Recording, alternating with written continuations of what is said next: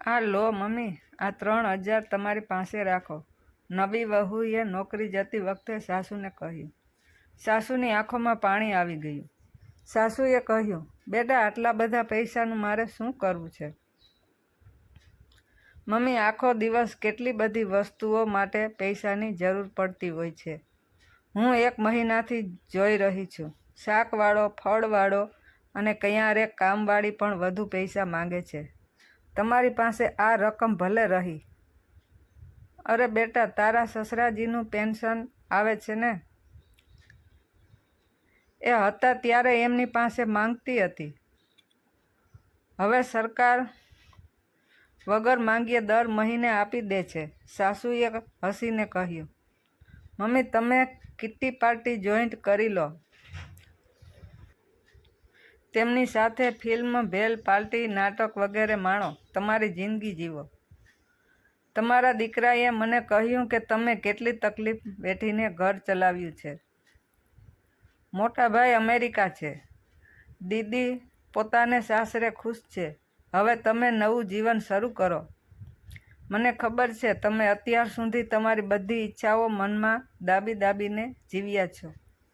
હવે તમે તમારા માટે જીવો. આટલી નાની ઉંમરમાં આવડી મોટી મોટી વાતો, અને આ ઉંમરમાં કોણે શીખવી? વહાલી દીકરી, હું 10-12 વર્ષની હોઈશ ત્યારે એકવાર મારા દાદી મારા ફોઈને ત્યાં જઈ રહ્યા હતા. મારી મમ્મીએ 600 રૂપિયા કાઢી તેમના હાથમાં મૂક્યા અને બોલી, બચ્ચાઓને બહાર ફરવા લઈ જજો. નાની વત્તી એટલે કે તમારા તરફથી તેમને ખવડાવજો, પીવડાવજો તથા રમકડાં અપાવજો. દાદી મમ્મીને ગળે વળગી રોઈ પડ્યા હતા. તેમણે કહેલું, આટલા પૈસા તેમણે ક્યાં રહી ખર્ચ કર્યા નહોતા. એ દિવસ પછી મમ્મી અને દાદી ઘણી સારી સખીઓ બની ગઈ. હવે મારો વારો છે તમારી સખી બનવાનો. મને ખબર છે ઘર સંભાળવા તમારે તમારી નોકરી છોડવી પડી હતી. કેટલું ખરાબ લાગ્યું હશે ત્યારે તમને. કેટલી ઈચ્છાઓ તથા તમારી મહત્વાકાંક્ષાઓનું ગળું દાબી દેવું પડ્યું હશે તમારે. આ સિવાય દરેક નાની મોટી વાતે પતિ સામે હાથ લંબાવવો પડ્યો હશે તમારે. તમારું પેન્શન તમારી પાસે જ જમા કરો. મમ્મી, મને ક્યારેક જરૂર પડી તો હું માંગીશ. હવે તને ઓફિસ જવાનું મોડું થશે બેટા, તું નીકળ. મમ્મી, મને બોલવા દો.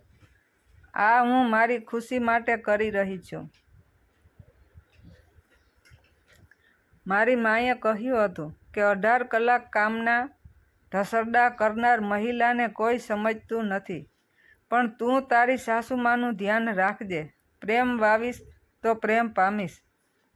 સાસુએ ભર્યા મનથી અને પ્રેમ ભર્યા હૃદયથી વહુના ગાલે હાથ ફેરવ્યા, અને પછી તે વહુ આંખો સામેથી ઓજલ ન થઈ ત્યાં સુધી તેને જતી જોઈ રહ્યા. તેમણે મનોમન કહ્યું, મેં વિચાર્યું હતું કે નોકરી કરતી વહુ ઘરમાં આવશે પછી હું 4 દિવાલો વચ્ચે પૂરાઈ જઈશ. પણ તે તો મને બહારનું આકાશ દેખાડ્યું. મારી વહાલી વહુ દીકરી બધી સાસુ અને વહુ વચ્ચે આવા સંબંધ પાંગરે તો ઘર એક સ્વર્ગ બની જાય.